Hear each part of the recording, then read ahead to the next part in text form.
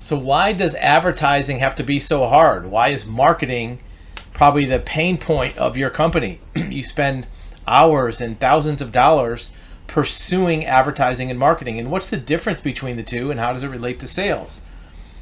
Well, if you're a company, your lifeblood of your business is revenue. Revenue comes from customer orders or transactions or sales. In order to get that, you have to have customers coming in your door or on your website or calling you on the phone. In order to do that, you need marketing or advertising.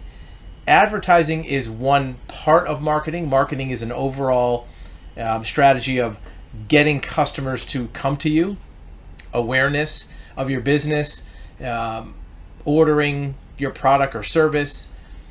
Why is it so hard? Well, it's hard because you have to be where the customer is that wants to buy from you.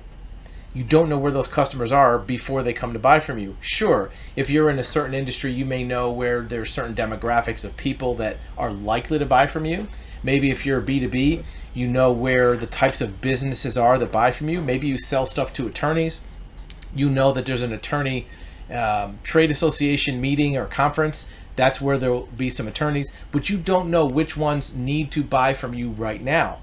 That's why Google Ads is one of the ways that a lot of people advertise, because people are searching for a certain product or service.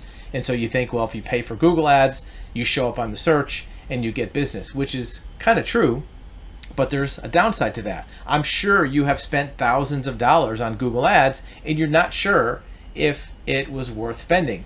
You may have had additional sales, but those additional sales add up to be enough revenue to pay for the Google Ads, not just the sales, but the net profit. For example, if you spend $1,000 on Google Ads and you sell $1,000 worth of product, you might think it was worth it, but it's actually not, because when you sell $1,000 worth of a product or service, you don't keep the whole thousand.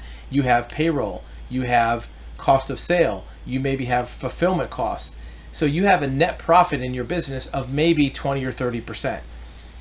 And you might say, well, some of those costs stay the same even if I sell more. That's true in the short run, but in the long run, if you consistently sell more, you probably have to add more employees, maybe have bigger facilities, maybe have more cost of other things like phone expense, electric expense. Either way, you can't count all the revenue for sales.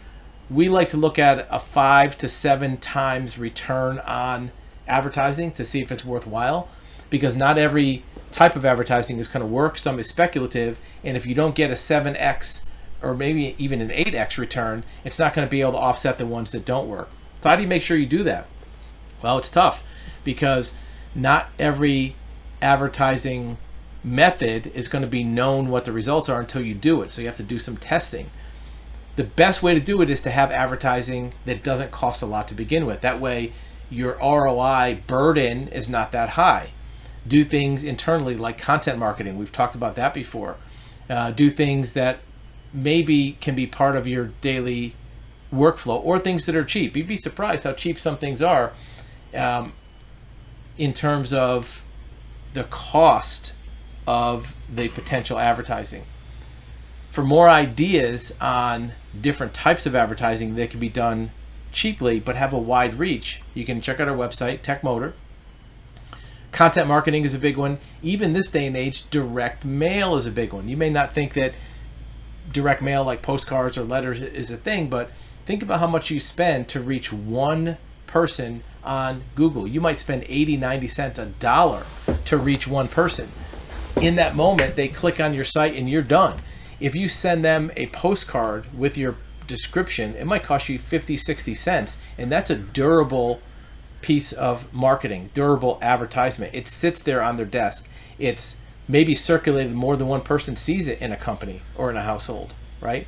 So there's advantages to that if you have targeted lists.